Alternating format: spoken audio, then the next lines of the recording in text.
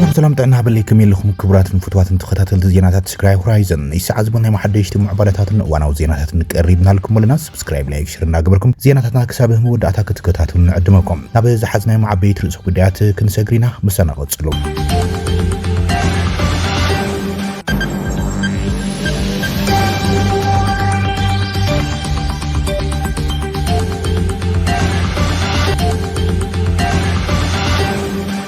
ኢትዮጵያ አበ ቀደማይ ፍርቅ ዓመት 2026 ካብ አፍሪቃ ዝለዓለ መጠን ዋጋ ንህረት ካብ ዘለውን ሃገራት ሓንቲ ኮይናላ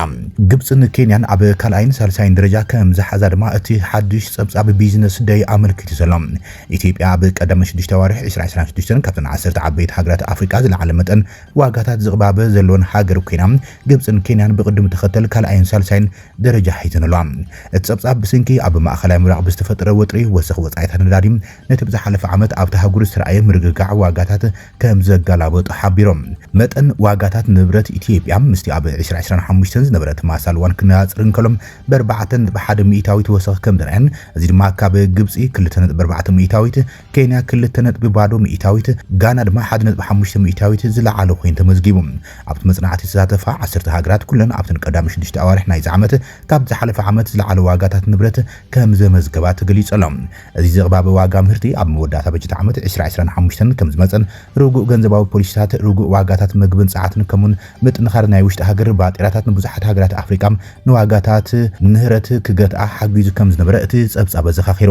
እቲ ፀብፃብ መረዳእታ ባንኪ ዓለም ብምጥቃስ ኣብ ዝሓለፈ ዓመት 70 ሚእታዊት ሃገራት ኣፍሪቃ ትሕቲ ዋጋታት ንህረት ኣጋጢሞን ነይሮም ኣብ ኢትዮጵያ ካብ ምግቢ ወፃን ምግቢ ዘጠቃልሎም ዓመታዊ ዋጋታት ንብረት ኣብ ወርሒ ጉንበት ካብ ዝነበረ 13.4 ሚእታዊት ኣብ ወርሒ ጉንበት ናብ 13.9 ሚእታዊት ከም ዝዓበየን እዚ ድማ ኣብ ሓደ ዓመት ዝለዓለ ደረጃ ከም ዝኾነን ኣገልግሎት ስታቲስቲክስ ኢትዮጵያ ኣመልኪቶሎም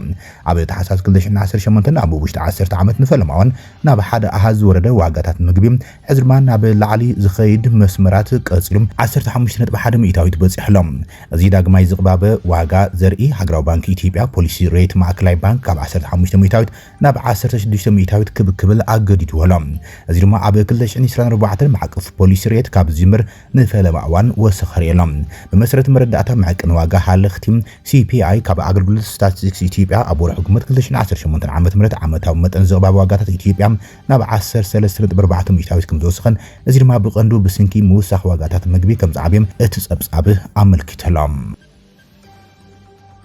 ኢትዮጵያ ዳግም ናብ ፕሬዝደንታዊ ስርዓት ክትምለስ ከም ትኽእል ዘመልክት ኣዘራራቢ ዜና ካብ ሃገራዊ ምክክር ኢትዮጵያ ተሰሚዑሎም ስርዓት ባይቶ ወይ ድማ ፓርላመንታዊ ስርዓት ከይተቀየረ ክቅፅል ማዕርግ ቀዳማይ ሚኒስትር ግን ናብ ፕሬዝደንት ክቅየር ከም ዘሎም ሓሳብ ቀሪበሎም 50 ማኽርት ዝሓቀፈ ጉጅለ ፓርላመንታዊ ወይስ ፕሬዝደንታዊ ኣብ ዝብል ኣጀንዳ ኣብ መጻኢ ስርዓት መንግስቲ ኢትዮጵያን ኣቋማ ፕሬዝደንታዊ ስርዓት ንክኸውን ቀሪበሎም ዝካየድ ዘሎ ሃገራዊ ምክክር ኣብ ሓደ 50 ማኽርት ዝሓቀፈ ንኡስ ጉጅለ ብዛዕባ መጻኢ ስርዓት መንግስቲ ኢትዮጵያ ዓይነት ዲሞክራሲን ብቁዕነትን ዝምልከት ሰፊሕ ናይ ዘተ እማመታት ከም ዘለዓሎም ኣመልኪቶሎም ኣብ ብዙሕ ነጥብታት ምርዳእን ፍልይ ሓሳባትን ከም ዘሎ ድማ እቲ ዜና ኣመልኪቶም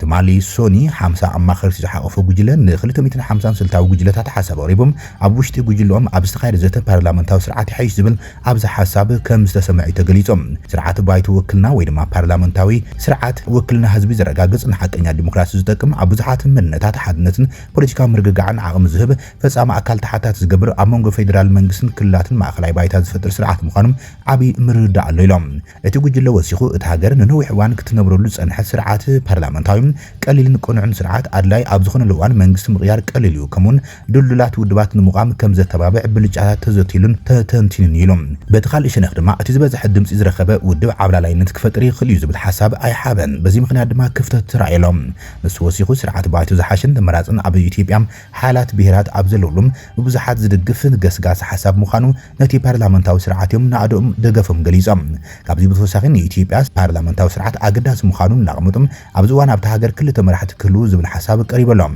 ነቲ መራሒ ሃገር ዝብልዎ ቀዳማይ ሚኒስትር ከምኡን መራሒ ብሄር ፕሬዚደንት ኣብርሆምሎም ናይዚ ጉጅለ ሓሳብ ብምቕፃል ኣብ ኩነታት ኢትዮጵያ ተራ ቤት ፅሕፈት ፕሬዚደንት ስነ ስርዓት ወይ ስነ ስርዓታዊ ፕሮቶኮላዊ ብዘይ ናይ ውሳነ ስልጣን ምዃኑን ንግስነት ኣብ ዘይብሉ እዋን ድማ ተራ መራሒ ሃገር ወይ ፕሬዚደንት ኣዝዩ ንእሽቶ ምዃኑ እዮም ዝገልጾም ስለዚ ገደ መራሒ ሃገርን መራሒ ርእሰ ብሔርን ኣዋሃድ ካንተ ዝኸውን ይሓይሽ ዝብል ሓሳብ ኣቕሪቦም እዚ ኩነታት እዚ ወጻኢታት ዝቁጥብ ምድብል ኣቐብያት ጽሕፈት ዝቕንስን እዩ ነቲ ብጉጅልኡ ዝለዓለ ሓሳብ ድማ ከም ደገፍ ኣቕሪቦም ተማሳለ ጉጅለ ክኢላታት ድማ ኣብነት ደቡብ ኣፍሪቃ ብምጥቃስ ቤት ጽሕፈት ፕሬዚደንት ከም ወኪልን ነዞም ዝስዕቡን ባይታዊ ወይ ፓርላመንታዊ ስርዓት ክህሉ ዝሓሸ ከም ዝኾነን ከምኡን መራሒ ሃገር ፕሬዚደንት ክበሃል ከም ዘለዎን ፈጻምን ስነ ስርዓት ስልጣን ክህልዎ ከም ዘሎ ብሓፈሻ ኣብ ስምምዕነት ከም ዝተበጽሐ ዝተብሂሉ ኣብዚ ጉዳይ እዚ ናይ መራሒ ሃገር ወይ ፓርላመንታዊ ስርዓት ዝተመረጸ ፕሬዚደንት ዕድመ ስልጣኖም 6 ዓመት ክኸውን ኣለዎ ይበሃል 6 ዓመት ሓደ ናይ ምርጫ ግዜ ክኸውን ኣለዎ ዝብል ሓፈሻዊ ስምምዕነት እውን ኣብቲ ምክክር ቀሪበሎም እዚ ከምዚ ንከሎ ኣብዚ ሕዚ ዘሎ ፓርላመንታዊ ስርዓት ቀዳማይ ሚኒስትር ካብ ሓደ ምርጫ ክልል ተመሪጹ ብውድቡ ተሓጺም ህዝቢ ይመርሕ ዝብል እውን ከም ክፍተት ተቐሪበሎም ነዚ ንምዕዋት መንገዲ ዝደለየ ጉጅለውን ህዝቢ ኢትዮጵያ ብቐጥታ ነቲ ዝደለየ መራሒ ብመረጻ ክመርጽ ኣለዎ ዝብል ሓሳብ ይመቕሪቦም ህዝቢ ብቐጥታ መራሒ ክመርጽ ስለ ዝሓይሽ ፕሬዚደንታዊ ስርዓት ይጥዕም እዩ ዝብል ሓሳብ እውን ቀሪበሎም ፕሬዚደንታዊ ስርዓት ህዝቢ ኣብ እዋን ምርጫ ዝኣተወ መብጽዓ ክፍጽም ብምጥላብ ተሓታትነትን ቁጽርን ዝሓይል ክኸውን ድማ ሓሳብ ቀሪበሎም ተወሳኺ ድሉላት ትካላት ኣብ ዘይብሉን ብዙሓት መንነት ኣብ ዘለውን ፕሬዚደንታዊ ስርዓት ኣድላይ ይኮነን እንታይ ደኣ መልካዊ ዝፈጥርን ተሓታትነት ዘጉድልን ኣብ መንጎ ፌደራላዊ መንግስትን ክልላትን ርሕቀት ዝፈጥር ምዃኖም ኣጠንቂቖም በትኻለ ገጽ ዝተሓወሰ ስርዓት እውን ከም ሓሳብ ቀሪበሎም ሕስዋ ስርዓት ክልቲኡ ዝሓሸ ስለ ዝኾነ ዝተፈላለዩ ተመክሮ ዘለዎም ውልቀ ሰባት ካብ ውክልና ሰልፊ ወጻኦም ዕድላት ክረኽቡን ብብርኪ ክልልን ፌደራልን ሃገር ክጠቕሙ ዝኽእሉ ውሕዳት ሰባት ከም ኣማራጺ ክውሰድ ከም ዘለዎ ድማ ሓሳብ ኣቕሪቦም ይብል እቲ ካብቲ ሃገራዊ ኣማኻሪ ኮሚሽን ኢትዮጵያ ዝካየድ ዘሎ ምክክር ዝወጽእ ዜና ሓዱሽ ግንባር ተኸፊተሎ ናይ ዓለምና ጎረሮ ቀረብ ንዳድ ዝኾነ ወሽመጥ ፋርስ መጻብ ብሆርሙዝ ተረጋጊዑ ናብ ባሕሪ ካስፒያን ዘይረሎ ወጥሪ ንኢራናውያን ኣይና ኣምኖም ኢና ስለዚ ንዝኾነ ነገር ተዳሊናልና ይብል ፕሬዚደንት ዩክሬን ዘለንስኪ ኣብ ባሕሪ ካስፒያን ኣብ ልዕሊ ሓንቲ ታንከር ኢራን ዝተፈጸመ መጥቃዕቲ ኣብ መንጎ ቴህራን ዩክሬን ወጥሪ ኣበጋጊሰሎም ቴህራን ነቲ መጥቃዕቲ ሕነ ክትፈድም ምዃና ኣጠንቂቓ ፕሬዚደንት ዩክሬን ዘለንስኪ ድማ እቲ መጠንቀቕታ ንሃገሩ ሓደጋ ዘስዕብ እንትኾይኑ ተሓቲቱ ምስ ስካይ ኒውስ ኣብ ዝገብረ ቃል ምሕተት ኢራን ካብ ምጅማር እዚ ኩናት ጀሚሩ ቴክኖሎጂ ናብ ሩስያታት ክትሰጋግር ጸኒሓ ኣብ ቀዳማይ ዓመት ናይቲ ኩናት ብኣሽሓት ዝውፀራ ሰብ ኣልቦን ፈርቲም ሸሃዳ ኣሰጋጊሮምሎም የሚብል ብድሕሪኡ ንኸፍርዩ ፍቓድ ሂቦምዎም እዚ ማለት ኣጥቂዕምና ማለት እዩ ክብሉ እቲ ፕሬዚደንት መልሲ ሂቦም ሚኒስትር ጉዳያት ወጻኢ ኢራን ዓባስ ኣራግቺ ኢራን ነቲ ኣብ ልዕሊ ታንከር ዝተፈጸመ መጥቃዕቲ ሕነከት ክትፈድም ምዃና ኣጠንቂቓ ብዘይ ስራሕ ኮፍ ኣይትብልንያ ድሕሪ ምባሎም ሓደ ባሕረኛ ሞይቱ ካልእ ድማ ቆስሉ ፕሬዚደንት ዘለንስኪ እታ መርከብ ወተሃደራዊ ቅርብ ኢራን ጽዒና ከም ዝነበረትን ኣገልግሎት ፀጥታ ሃገሩ ድማ ነቲ ጽዕነት ናብ ሩስያ ከም ዘምርሐ ከም ዝረጋገጸን ገሊጾሎም ብርግጽ ክንጥንቀቕ ኣለና ሓዱሽ ግንባር ከይኽፈት ዝከኣልና ኩሉ ክንገብር ኢና ኣነ ግን ሓቂ ካብ ምዝራብ ኣይሓፍርን እየ ኢራንን ሰሜን ኮርያን ኣጥቂዕምና እዮም እዚ ብቐጥታ ክገብሩ ኣይንፈቅድ ኢና ኢሎም ንኢራን ይኹን ሰሜን ኮርያ ኣይንኣምንን ኢና ስለዝኾነም ነገር ንኹሉ ነገር ተዳሊና ኢና ወሲኹ ድማ ኢራን ነዚ መጠንቀቕታ ቅድሚ ምውፃእ ዋላ ሓንቲ ከይገብርናያ ንሩስያ ኣፅዋር ተቕርብ ነይራ ሰሜን ኮርያ እውን ሚሳይላትን 155 ሚሜ መዳፍዕን ኣቕሪባ ነይራ ስለዚ ቅድም ነቲ መጥቃዕቲ ዘበገሱ ንሳቶም እዮም ክብል እዩ ተኸላኺሉ ዘሎ ኣዛዝ ሰራዊት RSF ዘይተዓደነ ፀረ መጥቃዕቲ ክጅምር ሓይልታቱ ኣዚዞሎም ሓላፊ ሰራዊት ሱዳን ዓብዱልፈታሕ አልቡርሃን ድማ ማሊሶኒ ኣብ ግዛኣት ሰሜን ኮርዶፋን ዝርከቡ ወተሃደራዊ ቦታታት ከይዱ ተዓዚቦሎም ጀነራል አልቡርሃን ምስ ላዕለዎት ኣዘዝቲ ዳርፉር ኣመሓዳሪ ዳርፉር ሚኒ አርኮሜናዊ መራሒ ሓይልታት ዋልታ ሱዳን ኣቡ ኣግላ ኬከልን ኣብ ዞባታት ኦምሳያላን ጀብራት ኣልሼኽን ንቅድሚት ከም ዝወፅሑ ላዕለዋዊ ቤት ምክሪ ኣብ ዘውፅኦ መግለፂ ሓቢሮሎም እቲ ሰራዊትን ሓይልታት መሻርክቱን ኣብ መወዳእታ ሰሙን ኣብ ስግር ኮርዶፋን ገስጋሶም ብምጥንኻር ንከባቢታት ባራን ጀብራት አልሼኽን ከምኡን ኦሚሳያትን ሓያሎ ኣብ ከባቢኣ ዝርከባ ከተማታትን ተቆጻጺሮም እዚ መክሰብ ወይ ድማ ዓወት ነቲ ሰሜን ኮርዶፋን ምስ ርእሰ ከተማ ካርቱም ዝራኸበ 360 ኪሎ ሜትር ዝንውሓቱ ናይ ሰደድ ጽርግያ ሙሉእ ቁጽር ረጋጊጹ እዚ ድማ ነቲ ሃገር ዓቢ መስመር መጓዓዝያ ቀርብን እዩ ክብሉ እቲ ጀነራል ገሊጾም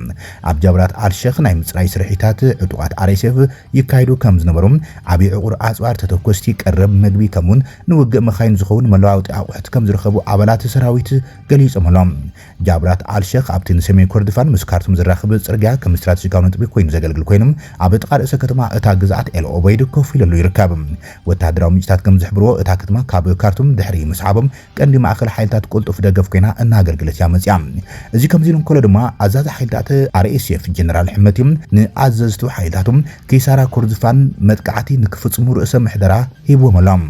ኣዛዚ ሓይልታት ቁልጡፍ ደገፍ RSF መሐመድ ሐምዳን ደጋሎ ሕመቲም ዝሓለፈ ሰኒ ኣብ ዝሃቡ መግለጺ ኣዘዝቲ ሜዳ ሕዚ ማእኸላይ ትእዛዝን ከይተጽበዮም መጥቃዕታዊ ስርሒታት ንምጅማር ሙሉእ ርእሰ ምሕደራም ክህልዎም ምዃኑ ገሊጾሎም። እዚ መግለጺ ሰራዊት ሱዳን መሰረታዊ ሓይልታት ሱዳን ወሰንቲ ከባቢታትን ብምጽራይ ነቲ ዞባ ምስ ካርቱም ዝራኸብ ስትራቴጂካዊ ናይ ሰደድ ጽርግያ ብምሓስን ኣብ ግዛኣት ሰሜን ኮርዶፋን ብወታደራት RSF ዘጋጥሙ ዓበይቲ ወታደራዊ ምትዕንቓፋት ስዒብዮም።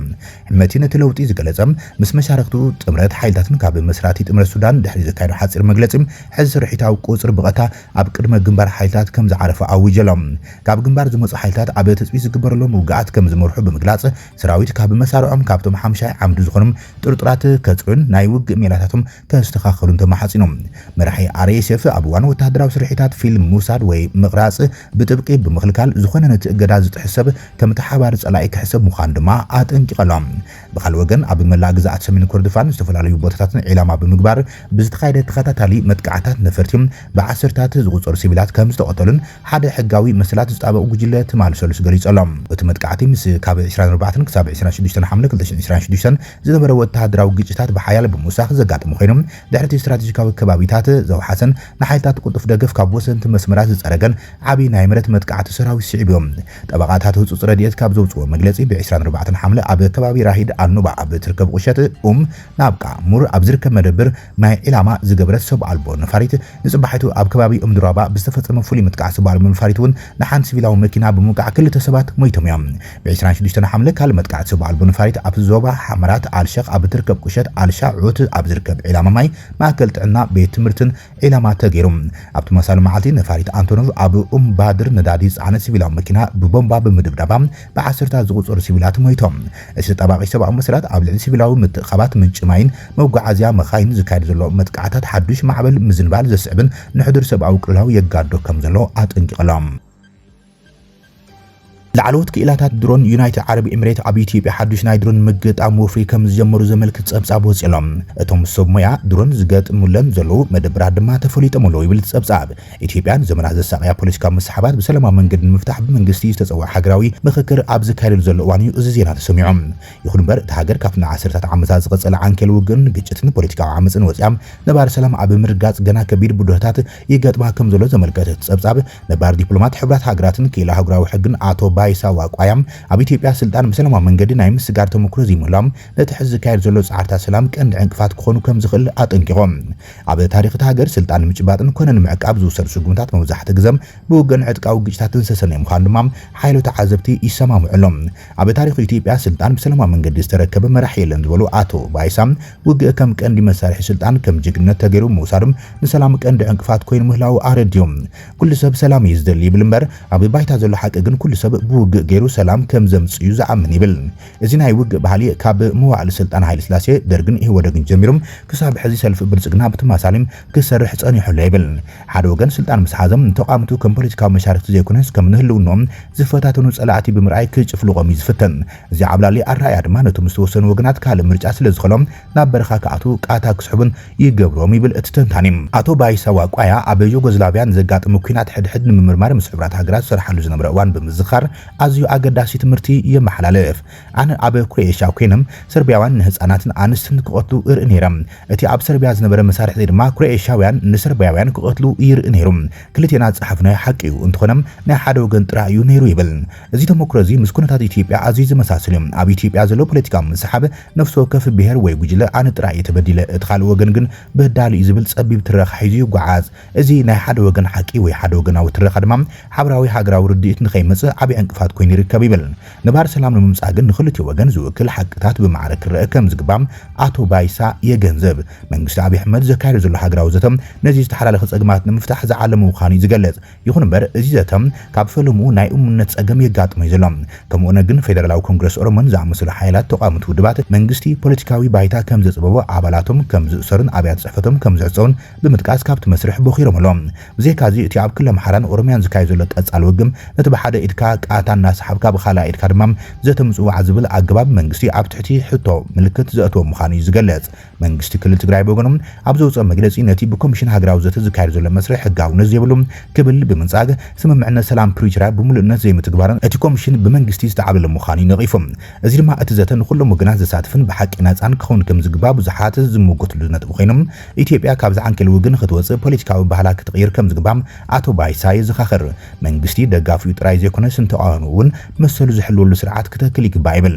ሰላም ክመጽእ እንተኮይኑ ካብቲ ኣነ ጥራይ ሓቀኛ ዝብል ራእያ ወፂና ሓቂ ናይ ክልተ ወገናት ክንሰምዕ ክንጀምር ኣለና ይብል ኢትዮጵያ ካብ ገደማዊ ወራር ነብሳ ናይ ምክልኻል ዓቢ ተመክሮ ካንተላም ነቲ ውሽጣዊ ጸገማታ ብዘተ ክትፈትሕ ግን ገና ዓቢ ዘቤታዊ ዕዮ ይጽበያ ኣሎ ይብል እቲ ሕዝተ ዘሚሩ ዘሎ ዘተም ናይ ብሓቂ ተቐባልነት ክረክብ እንተኮይኖም ካብ ፖለቲካዊ ድራማ ወፂም ንኹሎም ተጻረርቲ ሓይልታት ብሓቀኛ መንፈስ ዘሳትፍ ክኸውን ይግባእ ድማ ይብሉም እቲ ተንታኒ እዚ ምዕባለታት ኣብ ዘለሉ እዋን ድማ ፌደራላዊ መንግስቲ ኣብ ልዕሊ ትግራይ ኩናት ክኸፍት ምድላው ይገብረሉ ኣብ ዝበሃለሉ ዘሎ እዋን ላዕለዎት ክኢላታት ድሮን ዩናይትድ ዓረብ ኤሚሬት ኣብ ኢትዮጵያ ሓድሽ ናይ ድሮንን ምግጣም ወፍርን ከም ዝጀመሩ ድማ ተሰሚዑ ኣሎ ሰራሕተኛታት ሕብራት ኤሚሬት ዓረብ ኣብ ኢትዮጵያ ወተሃደራዊ ስራሕቲ ድሮን የካይዱ ከም ዘለዉ ዝሕብሩ ጸብጻባት ወፂኦም ኣሎ